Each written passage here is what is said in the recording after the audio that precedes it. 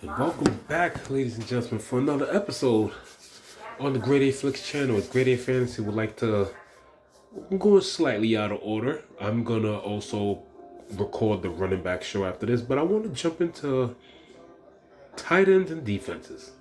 So let's get ready for the top plays of what I feel are at tight end and the defensive special team position for Week 8 on FanDuel. Let's start right at the top. Now, 49ers are all over the place right now with injuries. And right now, we actually have George Kittle out with a bad foot, not practicing yet. This could be maintenance. The foot could get better as the week goes on. Treatment, and then he gets better, and then he's ready to play. If not, you're probably going to look at a mini. You'll most likely look at the only other two people who's actually gotten to games and actually taken snaps. You'll probably get a committee of Eric Saubert, and Braden Willis. Both are basically at the minimum at their position at 41 and 4,000. So definitely keep an eye on that. Next top play I like this week. You got to go, even though they're both worth the pay up. We're not at that 8,000 point year where it's like, back in the day where Kittle was like right on the 8,000 or has like a decent $500 to $600 gap, and you have Kelsey and Andrews. Those days are over. But Brock Bowers has been consistent. He has been consistent all year, except for maybe one or two games so far this year. It's probably just one, and I'm probably saying that because he probably did okay like the week I picked him. Yeah, I probably had him one of those 2 weeks where he was 4.1 and 5.6 in fantasy points. But since the beginning of the season, 8.8 week one, jumped to 14.3. He had the 2 dud weeks, and then consistency. And this looks like amazing consistency, knowing the fact that how bad tight end has been this year. 14.3, 11.6, and 19.7 in his last three outings. They have trouble. He's good. He has a great matchup because Kansas City does have problems guarding the tight ends. Now, I'm recommended as a top play, but we know how good Spagnuolo and that defense is. They are thin at wide receiver. Even if Jacoby Myers comes back, there's not much of an offensive threat to worry about. This could easily be one of their coverage linebackers and one of their safeties double barrels all game and let everybody beat them. So if this is a top play, I'm going to say pick with caution because it's simple. The Raiders are thin in talent. All you have to do, Spagnuolo, he has the type of style as if he coaches like Belichick. Get the best player out the way and let everybody else try to fend for themselves.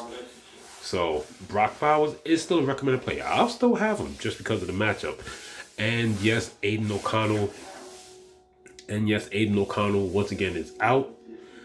Gardner Minshew is going to get the start, but they did get Desmond Ridder, last year's starting quarterback for Atlanta last year. Obviously, it's going to take some time to learn the playbook, but he will come in as the backup. He's probably going to learn as much as he can. He'll be the backup. Minshew will be the starter. As we keep going down, we're just going to go on to the next level. It's been looking pretty decent for Travis Kelce. I still like the matchup, even though fantasy ranking-wise it's probably not the best against that position, but it's still a good opportunity. He has been picking it up a bit in the last 3 weeks. 5 targets, 10 targets, 9 targets, 12.4 and 11.5. I like Kelce this week. Still cheap for what he's doing. At least he's not over 7,000. I wouldn't like him so much if he was above 7,000, but the opportunity is there for him to have a good solid week. We're going to skip down a little bit. Yes, I am going here because, like I said, that's another defense that I think is overrated. I don't think they're that good. And if he's healthy and the offense has gotten a spark plug in the last 2 weeks, Evan Ingram for a cheap price of 62 against the Green Bay Packers, one of the worst at the position. Their linebackers are not good at coverage like that. If anything, they'll have to play up with the safeties, and Ingram should be able to cut in, cut out with either outside curls or middle slants to counteract those weaknesses. Green Bay is just one of those. It's just an overrated defense. It's not a defense I respect. So I think Evan Ingram, he's a solid choice at 62. With the suspension this week, With the suspension this week, I just want to skip down. I think Sam Laporta with no Jameson Williams is not the best tight end matchup, but I think Laporta will get more looks. I mean, he's going to have to. If there's one thing that Detroit has been the last 2 years, is very, very thin at wide receiver. If somebody's out, yes, the other wide receivers do get a lift. But I think Sam Laporta is definitely worth a look. Hasn't had the best year, but if there's any week for him to break out, it would be this one. It would definitely be this one. We'll go back up. You always got to like Jake Ferguson and his volume because, once again, Dallas running game stinks. And to beat San Francisco, you got to beat them through there. And the targets are consistent. Lowest targets in the game, 4. 6,100. I think the most Ferguson has been all season somewhere between 63 and 67. Or maybe even 65 with Fandom. I don't even think he's been close to 7,000 yet. But Jake Ferguson definitely a solid option. You gotta love Tucker Kraft. Tucker Kraft has 5 touchdowns in the past 3 weeks. Or in the past, 4 touchdowns in the past 4 weeks. So even when he doesn't have the blow up game with 2 in the game and almost 100 yards, he's still getting the targets and he's still being looked in the end zone. So I like Tucker Kraft for a nice cheap play. 59 seems fair for him. Now, as we get to the cheapest, once again, this is where I love tight ends, and I've been doing. I hope a lot of you guys have been taking a little bit of the advice and paying down that tight end. I mean, a lot of fantasy people on YouTube will probably tell you that, but I've been pretty much preaching it. I definitely did well in the last couple of weeks and streaming season long. People like Cole Kmet, David Njoku. After the great week he has, he still had an amazing week with the backup QB because now with their QB situation, it's either they have to bring somewhere because I think DTR got hurt. So there's talks about Jameis Winston possibly going, but I still like David Njoku. His targets has just increased, and as you can see, most of that was with the backup QB. But like I said, we'll have to wait and see. Cole Kmet also in a good matchup against Washington. I think he also has a streak of about a few touchdowns the last couple of weeks, and then he also blew up last week. Caleb Williams, I think he's most likely Caleb Williams. Depending on the play, he's most likely Caleb Williams' second or third read, but he is a solid option, especially at 5,400. Once again, the cheap value is where it's at. Cade Otton with all the injuries. The entire wide receiver core is done, so he's the most trusted hands right after McMillan and Sterling Shepard and whoever else they're going to have to bring up. Cade Otton at 5,200. As you can see, even before that, he was still getting decent volume. And these were weeks after, from week 3, 8 targets, 9 targets, 4, 6, and then had 10 last week. The only thing is, when you see offensive like that lose that much, it could be an offense that just stinks up the place. That's why later in this video, when I talk about defenses, I will be highlighting Atlanta at their price. But Cade Otton is definitely 5,200 is not bad. And then of course another cheap option who paid off well for me last week, Zach Ertz against Chicago opposite Kmet. No Jaden Daniels. Now, they're still trying to see if he could play. He hasn't been ruled out yet. But the one thing I did like about Zach Ertz, Mariota was targeting him crazy. He did spread the ball around, but it seemed like the minute, whichever way he looked, whether it was left to Dawami Brown or Olamide Zacchaeus, or to the right side when he went to go Scary Terry, whichever side he went to, he went right to the middle of the field and looked for Zach Ertz. And there was some plays where Zach Ertz was the first read. So if Mariota does get the start, I love Zach Ertz even more. Even with Jaden Daniels out and in that blowout script. Still ended up with 5 targets. 5 targets the week before. He has one with 8, but he's mostly around the 4 or 5 target range. If the game is close and competitive, Mariota could get him 8, maybe 9 targets. He could possibly do a little bit more than that. 4 for 40 with a touchdown and 12 points could easily look like an 18-point game with Mariota at the helm for a full game. And then, of course, hey, I might as well have to go back to this guy. I mean, Nico Collins is not there, but even with Nico not there, he's not even getting the end zone looks because Joe Mixon's been such a beast. But Dalton Schultz, good matchup, 5,100. As you can see, I'm not excited like I was the last 2 weeks. Been kind of burned by him a little bit. 3.3 and 4.7 were not getting done even at that cheap price. But Basically, the headline of the video. If y'all have not seen it, then I'm just gonna have to show it to you. Now, I understand he has a collarbone injury and he has not been ruled out yet. But why in the world is Dalton Kincaid all of a sudden all the way down at 4,000? Like, and he was a limited participant. It's not like he broke his collarbone like Hollywood Brown early in the season. Like, okay, he might need some treatment. Collarbone injury. You're probably raising and reaching for receptions with a little discomfort and pain. But Dalton Kincaid at 4,000, he's the minimum. I mean, if y'all remember my quarterback video, I was talking about how yes, it's a stack that can poop because, like I said, he doesn't have the talent of Evans or Godwin. Because there was one time that we know we didn't have Godwin, then there was no, it was one time they didn't have Evans, they only had Godwin, but that's talent wise right there. The Baker stacks is gonna be cheap as hell, whether if you go I know whatever wide receiver you go to. But the fact that you still got most likely an Amari Cooper, and that's another thing. I will be going over the wide receivers with all the news going out and everything like that. I'll get that to the end of the video, which is why I'm going out of order. But Dalton Kincaid is 4,000. Now, I know he hasn't had the best season. Totally understandable. That is totally understandable. Hasn't had the best season. But the man still gets 6, 7, 6, 7. Like, he's still one of his favorite targets with Khalil Shakir. Now, Amari Cooper's the new toy, but it's arguably that Kincaid is like Josh Allen's second, will most likely be his second trusted target. Yes, Khalil Shakir is the only person left from last year, wide receiver wise. But when it comes to the hands and looks in the end zone, Dalton Kincaid at $4,000 highway robbery. Except for week one, compared to his salary this week, except for week one and what's that, week 5 against Houston, he's basically either doubled or 1.5 the value of this. He doesn't have to do much. So, I mean, I will be this is just a straight up misprice. I mean, the week is here, so they can't change it. They can't change it. So, if you didn't notice and like, hey, Buffalo's on the schedule. Hey, where's Kincaid? He's all the way down at 4,000. I don't know why.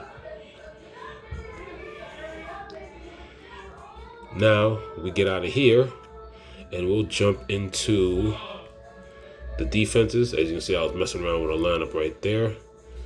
Where these defenses popping up? What the hell? What do you mean it doesn't pop? Oh, let me get Kincaid filter out of there. Alright, let's go right to it. Well, it's the first time this year they did it. Once again, there's always a defense with a great matchup against Cleveland. Now, guess what?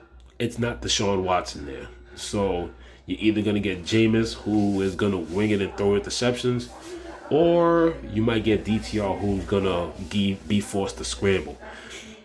Automatically, the fact that is, even though Jameis could come in there and like wing a bunch of interceptions, we all know how Jameis is. But the fact that it's already not Deshaun Watson and this price was already built in, they're not worth 52. They will have to do a lot to get to 52. It always happens at least once or twice a year. It happened twice last year with the Cowboys. In most cases, yes, it can happen. But in most cases, the overpriced defense doesn't pay for it. So I would not be getting there. But I see why people would get there. FanDuel has finally caught up to how good that Broncos defense is, and against the worst team in the league, and they're getting back Bryce Young at quarterback, the Denver Broncos, and they're at home. They're at the regular limit of 5,000. I like them. The Jets, here's a sample size. Now, 49, and no, so far neither one of these teams are my favorite pay-up option. No, they are not. The Jets already have a sample size. Now, this was at home, and this was against a not as mobile Jacoby Brissett.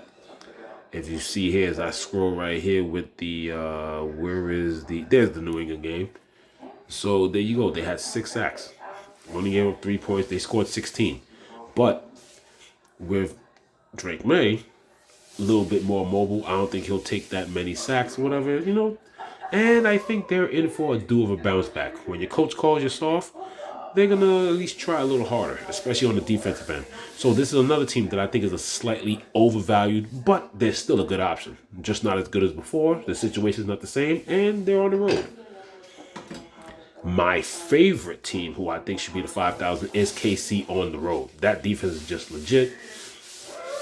This is the team where I think they could take advantage of a quarterback who has a. If you think you're gonna mouth water with Baltimore and his name Jameis Winston, Jameis Winston is the quarterback starting. If he gets named starting quarterback, but the potential is there, then I think you should really mouth water with the struggles of Gardner Minshew. Kansas City is my favorite play. They are my favorite pay up. There are other options here. Chicago and Washington is interesting. Philadelphia, Cincinnati. But when it comes down here, after the pay ups, for my personal picks, Houston against a bad Indy team. Richardson is struggling. Now, can the blitzing get Houston in trouble? Yes, but D'Amico Ryan, I think he has a good blitz scheme that can blitz and keep Anthony Richardson in containment and maybe force some bad throws. So mid-level, and they're at home. Mid-level, I do like $4,100 Houston. And once again, as usual, I could give you 2 or 3, but I do like, okay, I really like 3.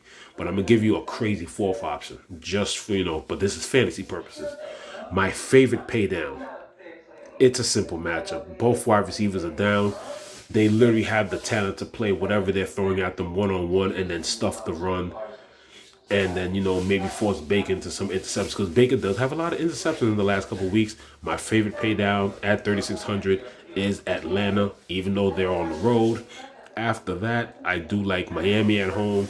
I just think the narrative of, and the Miami defense isn't horrible, but I just think the narrative at home, Arizona's struggling. They can't get out their own way. Especially if Tua comes back, the energy in the building is going to be going crazy. And if that crowd is there, if that crowd is on their ass after a big Tua play, Tua to Tyreek, they're going to be blowing the lid off the roof in that stadium. I definitely, without a doubt, like the situation there of Miami at home against Arizona. And then, yes, because they seem to struggle and like I said, the situation will be different. I think the defense will be riled up with the coach's talk, with the coach's speak of being soft. I think they could get to Aaron Rodgers for a couple of sacks. 3,300 New England. Remember, we already had twice this year where people, now, of course, one week was one of the weeks that I did say Denver was a good pay down. I forgot who it was they lost to, but they ended up scoring 6, and they ended up in the millie. So... And I think there was one week a Giants defense ended up with as a pay down, and they got 8 points, and they were part of a millie. So against the Jets, 3,300, 2 sacks. They only gave up 24, so they didn't get bludgeoned or anything like that. But if they could keep the game close, slow the Jets down, and maybe get a couple pressures, and as you can see the way they've been throwing the ball, Aaron Rodgers throws a pick or two, and you get a New England defense for 33. With some of the value that's out there, that helps you pay up for stuff. And the New England Patriots defense just times 2. So let's say they end up with a 6 or 7 or whatever. The rest of your line just got to do what they got to do, because there will be value opening up. So that is that is not the end. So here's the wild take I have here, because since even bad defense can be in a millie, and I'm going to have to go against my team. As a suggestion, will I do it? No, but it's an idea that I want y'all to listen to. Denver has been playing well. Now the Panthers defense can't really slow up much, but the Denver defense is not a fast-paced defense. They're not a defense that's gonna always score 30-something, 40-something, and put your defense in the possibility of getting a -2, -3, -4. They're not that defense. Yes, they're at home. But if Carolina can at least muster up and get some Bo Nix mistakes, maybe sack Bo Nix, 3,200, and the same thing. If they can get 4, 5, 6 points, that's $100 extra that you could pay up for another expensive wide receiver or another expensive running back. All I'm saying is it's possible. Will I do it? No. But when it comes to the rest of the pay down defenses, no, I will not. Compared to what their situations are, no. The offenses that they're going against, Cleveland at home against Baltimore, no. Tennessee on the road against Detroit, no. The Raiders, the way the Raiders are playing, they're a hot mess. They're at home against KC, who's playing well. No, I'm not doing that. So when it comes to the bottom of the barrel, Carolina's actually in the best situation out of those, if you want to go that far low. But to be honest, if I gave you 3 plays, I do like three. I do like, it's a 3B. I'll go New England at 3,300 because of the situation. 3A is actually my team, Denver, 5K even. And then after that, it's Atlanta at 3,600. Atlanta at 3,600. And then my favorite player of the week defense is KC at a nice 4,700. Once again, we got our first week where they kind of went OD on the defense at 5,200. That's the end of the tight ends, defensive, special teams video. About to work on the running back video next. There's a lot of news coming out with wide receivers, potential trades. Last week when I was doing the show, I was telling a couple of people that there were DK Metcalf trade rumors. Earlier today, there's rumors about Cooper Kupp might be traded. So I'm going to wait on the wide receiver video last because of everything, because of all the movement that's going on. So wide receiver video will be last. Don't be surprised if I wait to do that video Friday, especially with other injury confirmations. But here's the tight end, defensive, special teams, top plays video up next, either later tonight or midday tomorrow. You will get your running back preview, which I've already prepared. I just gotta produce it and do it. Thank you for tuning in. Definitely longer episode than usual, but I wanted to get a lot of information out there of why the exact situation, why I like these plays for tight end and at defense. So, thank you for tuning in. Please like and subscribe. And this is Grade A Fantasy signing off.